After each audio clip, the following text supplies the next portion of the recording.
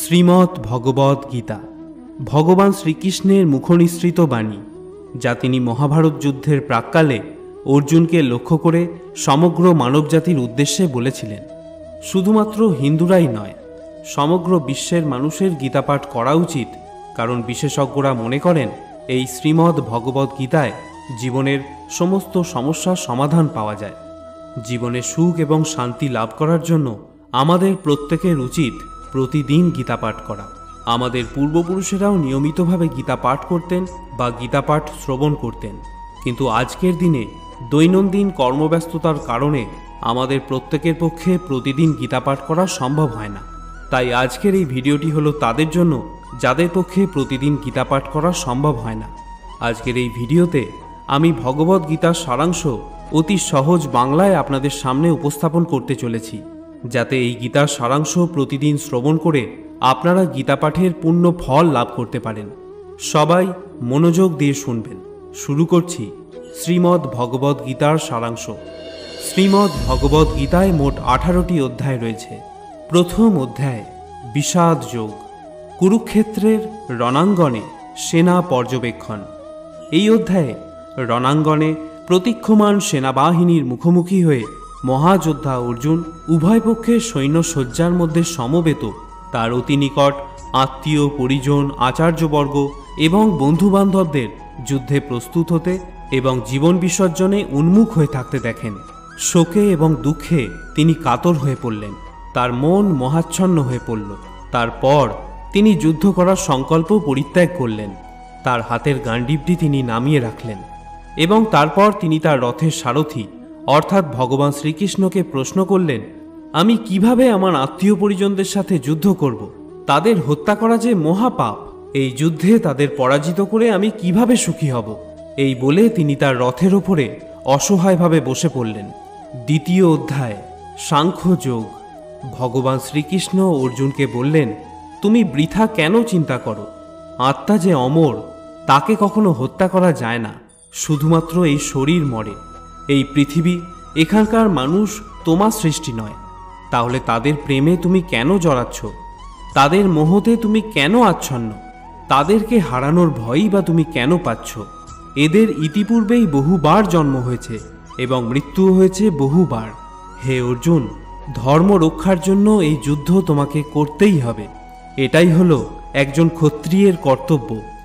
এই কথা শোনার পর অর্জুন ভগবান শ্রীকৃষ্ণকে বললেন, তার মনে এখনো অনেক সংশয় আছে।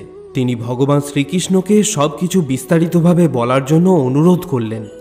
তৃতীয় অধ্যায় কর্মযোগ। শ্রীকৃষ্ণ বললেন, হে অর্জুন, এই পৃথিবীতে প্রত্যেকের উচিত নিজের নিজের কর্তব্য পালন করা, কিন্তু ফলের আশা কখনো করা উচিত নয়। কোনো কিছুর প্রতি আসক্ত না হয়ে কাজ করে যেতে হবে এবং সেই কর্ম ধর্ম অনুসারেই করতে হবে এবং সমস্ত কর্ম ঈশ্বরের প্রতি সমর্পিত থেকেই করতে হবে। হে অর্জুন, যদি তুমি যুদ্ধ করার সংকল্প পরিত্যাগও করো, তাহলেও সেটা তোমার কর্মই হবে, কিন্তু এর ফলস্বরূপ পৃথিবীতে পাপী লোকের সংখ্যা ক্রমশ বৃদ্ধি পেতে থাকবে, যার ফলে সর্বত্র শুধু পাপই ছড়িয়ে পড়বে। এই কারণে তুমি তোমার মোহ পরিত্যাগ করে যুদ্ধ করো, এটাই তোমার প্রধান কর্তব্য। চতুর্থ অধ্যায় জ্ঞান যোগ। এই অধ্যায়ে ভগবান শ্রীকৃষ্ণ ভগবদ গীতার পৌরাণিক ইতিহাস বর্ণনা করেছেন। সর্বপ্রথম তিনি সূর্যদেবকে এই ভগবদ গীতার জ্ঞান প্রদান করেছিলেন। তারপর সূর্যদেব তার শিষ্যদের মধ্যে এই জ্ঞান ছড়িয়ে দেন। এইভাবেই ভগবদ গীতার জ্ঞান সর্বত্র ছড়িয়ে পড়তে থাকে। এই অধ্যায়ে ভগবান শ্রীকৃষ্ণ অর্জুনকে বললেন, যখনই ধর্মের অধঃপতন হয় এবং অধর্মের বিকাশ হয়, তখন তিনি ধরাধামে অবতীর্ণ হন। এই কুরুক্ষেত্র যুদ্ধের রঙ্গমঞ্চ তিনি এমনভাবে সাজিয়েছেন যাতে পাপীরা শাস্তি পায়, কিন্তু যারা তার প্রতি সম্পূর্ণরূপে সমর্পিত থাকেন তাদের তিনি রক্ষা করেন। এই যুদ্ধক্ষেত্র তারই সৃষ্টি, যাতে পাপীরা তাদের ফল ভোগ করতে পারে। পঞ্চম অধ্যায় কর্ম সন্ন্যাস যোগ। পরমাত্মা ভগবান শ্রীকৃষ্ণ বললেন, সন্ন্যাস কথার অর্থ হল জাগতিক মোহ মায়া থেকে বিচ্ছিন্ন হয়ে ভগবানের উপাসনা করা। কিন্তু সন্ন্যাস গ্রহণের জন্য সবাইকে অরণ্যে যাওয়ার প্রয়োজন নেই। কর্তব্য পালনের সময় বস্তুগত মোহ আনন্দ না থাকলেও ভগবানকে লাভ করা যায়। ষষ্ঠ অধ্যায় ধ্যান যোগ। ধ্যানের মাধ্যমে একজন মানুষ তার ইন্দ্রিয়কে নিয়ন্ত্রণ করতে পারে। বাইরের সমস্ত বস্তুগত মোহ থেকে বেরিয়ে এসে শুধুমাত্র ঈশ্বরের ধ্যান করা উচিত। নিরন্তর অনুশীলনের মাধ্যমে ধ্যানকারী ব্যক্তি একজন যোগী হয়ে ওঠে, আর তখনই তিনি প্রকৃত সুখ লাভ করেন। কোনো কিছু নিয়েই তিনি কখনো চিন্তিত বা ভীত হন না, আর এইভাবেই তিনি ভগবানের ভক্ত হয়ে ওঠেন। ধ্যানের শেষ অবস্থা হল সমাধি। এই পর্যায়ে একজন যোগী ঈশ্বরের সাক্ষাৎ প্রাপ্ত হন। সপ্তম অধ্যায়, বিজ্ঞান যোগ। পরমাত্মা ভগবান শ্রীকৃষ্ণ বললেন, এই মহাবিশ্বের প্রত্যেকটি বস্তুকণা তারই সৃষ্টি। সব কিছুতেই তিনি বিরাজ করেন। এই পৃথিবী, চন্দ্র, সূর্য, গ্রহ, নক্ষত্র, পাপ পুণ্য, সুখ দুঃখ সবই তার সৃষ্টি। যারা জ্ঞানের দ্বারা এই বিষয়টি বোঝেন তারা ভগবানের ভক্ত হয়ে যান, আর যারা সন্দেহ করেন তারা জগতের জড় বস্তুর প্রতি নিবেদিত হয়ে পড়েন, আর এটাই তাদের দুঃখের প্রধান কারণ হয়ে ওঠে। তারা কখনোই বৈকুণ্ঠ লাভ করতে পারে না, শুধুমাত্র এই জন্ম মৃত্যু চক্রে আবর্তিত হতে থাকে এবং পার্থিব দুঃখ কষ্ট ভোগ করতে থাকে।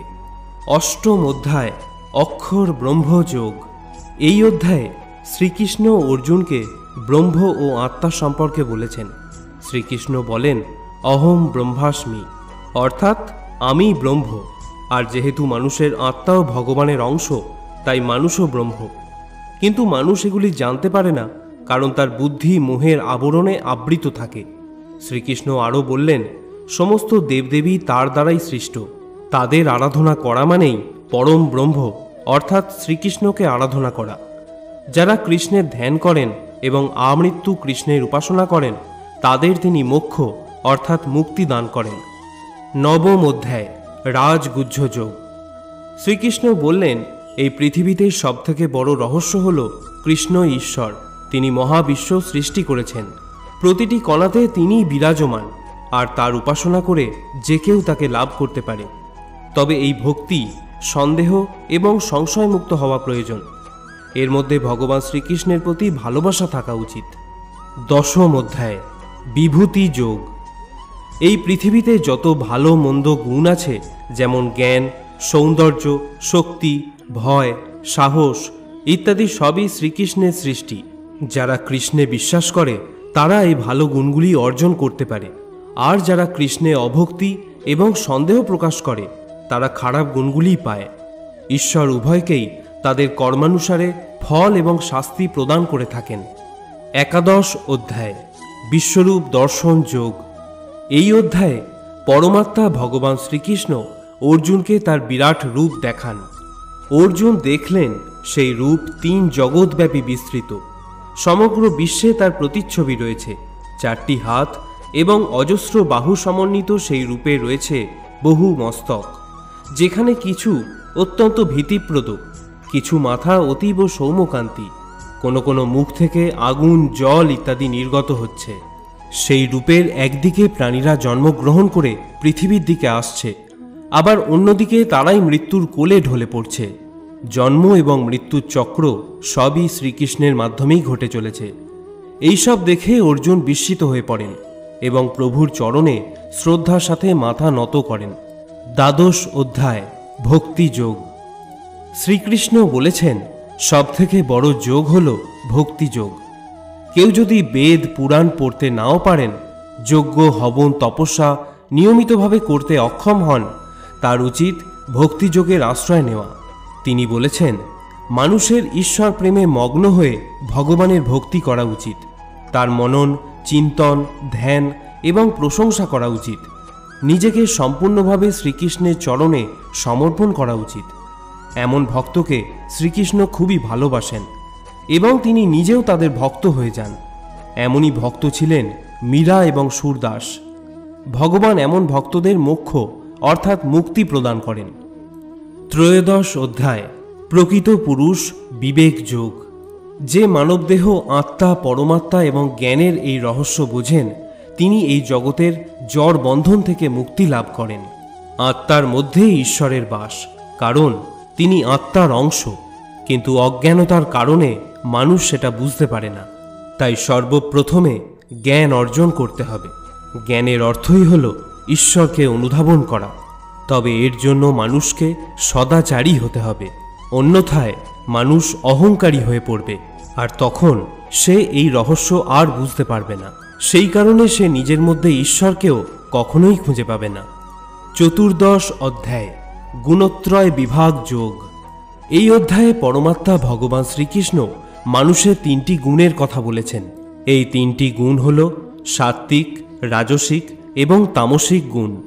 সাত্ত্বিক লোকেরা নিরামিষ আহার গ্রহণ করে, সাধারণ পোশাক পরে, স্বভাবে নম্র এবং ভদ্র হয় এবং ঈশ্বরকে ভক্তি করে, আর এই ধরনের মানুষেরা মৃত্যুর পরে মোক্ষ লাভ করে।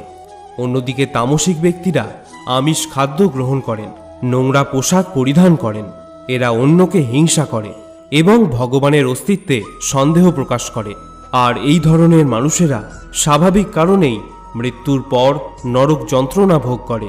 রাজসিক ব্যক্তিরা ভোগ এবং বিলাসের প্রতি আগ্রহ প্রকাশ করে, তাদের মধ্যে উভয়ের গুণই বর্তমান থাকে। তাই রাজসিক ব্যক্তিরা তাদের কর্মানুসারে স্বর্গ এবং নরক দুই পেতে পারে। পঞ্চদশ অধ্যায়, পুরুষোত্তম যোগ। বেদের সমস্ত জ্ঞানের সারমর্ম এই যে মানুষকে নিজের মোহ মায়া ত্যাগ করে ঈশ্বরের চরণে সমর্পণ করতে হবে। এটাই সবথেকে বড় যোগ। মোহের কারণে মানুষ ভগবানকে লাভ করতে পারে না, কারণ তার মন অর্থ এবং অন্যান্য বস্তুগত জিনিসকে ভালোবাসতে শুরু করে। এটি তাকে ঈশ্বর উপলব্ধির পথ থেকে দূরে সরিয়ে রাখে। সর্বোত্তম মানুষ হলো সেই যে নিজের সব কিছু ত্যাগ করে ঈশ্বরকে নিজের সব কিছু সমর্পণ করে দিতে পেরেছে। ষোড়শ অধ্যায়, দৈবাসুর সম্পদ বিভাগ যোগ। মানুষের মধ্যে 2 ধরনের প্রবৃত্তি দেখা যায়, দেব এবং দানব। দেব মনোভাব যাদের মধ্যে আছে তাদের মধ্যে অনেক ভালো গুণ দেখা যায়, যেমন সেবা, সংযম, সত্যবাদিতা, সততা, পরিচ্ছন্নতা, শান্তি ইত্যাদি। তাই তারা মোক্ষ লাভের যোগ্য। অন্যদিকে আসরিক গুণসম্পন্ন মানুষের মধ্যে অনেক খারাপ গুণ দেখা যায়, যেমন হিংসা, অহংকার, ঈর্ষা, পরশ্রীকাতরতা, লোভ, লালসা, ক্রোধ, কামবাসনা ইত্যাদি। তাই স্বাভাবিক কারণেই তারা নরকে অধঃপতিত হয়। সপ্তদশ অধ্যায়, শ্রদ্ধাত্রয় বিভাগ যোগ। অর্জুন ভগবান শ্রীকৃষ্ণকে জিজ্ঞাসা করলেন, বেদ এবং পুরাণ ছাড়া যারা নিজ ইচ্ছায় ভক্তি করতে চায় তাদের কি করা উচিত?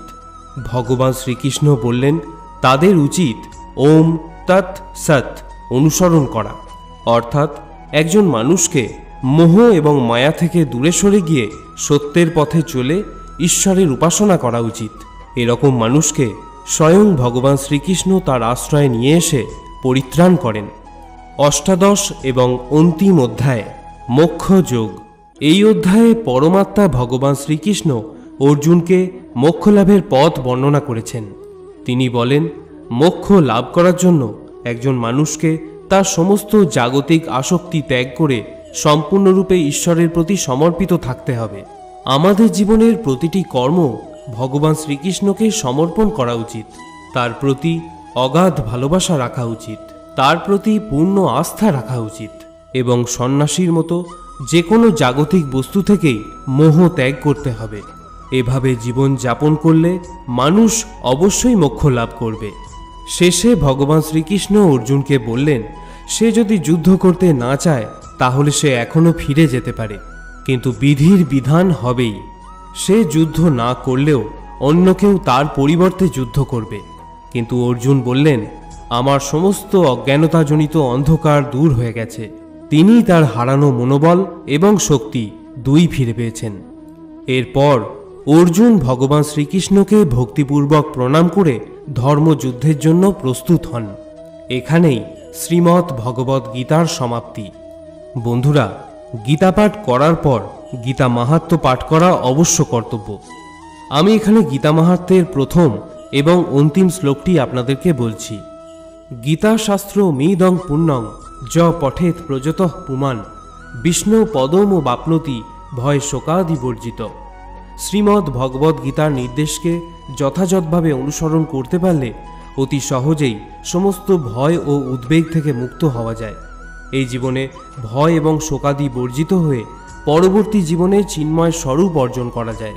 শ্রুত্যা গীতামর্থযুক্তাং মাহাত্ম্য য শৃণোতি চ তস্য পুণ্যফলং লোকে ভবেৎ সর্বসুখামহম। যে ব্যক্তি ভক্তি সহকারে গীতা পাঠ করার পর গীতা মাহাত্ম্য শ্রবণ করেন, ইহলোকে তার পুণ্যফল সর্বসুখের কারণ হয়ে ওঠে। আশা করি আজকের এই ভিডিওটি আপনাদের সমৃদ্ধ করেছে। যদি ভিডিওটি আপনাদের ভালো লাগে তাহলে একটি লাইক করতে ভুলবেন না, আর তার সাথে আপনার আপনজনদের সাথেও ভিডিওটি শেয়ার করে নিন, যাতে তারাও ভগবদ্ গীতার অমৃত জ্ঞান লাভ করতে পারে। দেখা হবে পরের ভিডিওতে। ততক্ষণের জন্য ভালো থাকুন, সুস্থ থাকুন। জয় শ্রীকৃষ্ণ।